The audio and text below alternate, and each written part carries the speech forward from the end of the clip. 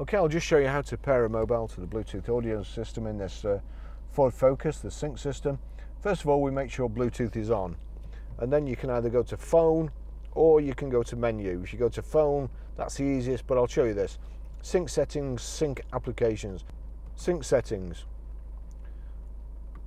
Bluetooth devices, click Bluetooth devices, no phones paired, please add a phone. So you've got add there. Search for sync on your device and select sync once it is found. So sync showed up there, select it. Confirm that the pin displayed on sync matches the pin displayed on your device. It does, so pair, and then click yes on the left. If it didn't, you click no. Do you want your contacts and favourites to sync? I don't, but you will, so don't allow. And that's it, it's paired. For your safety, please stay alert to changing road conditions and use Sync's voice-activated features while your vehicle is in motion. Download phone book, yes or no. I don't want it to, but you may do.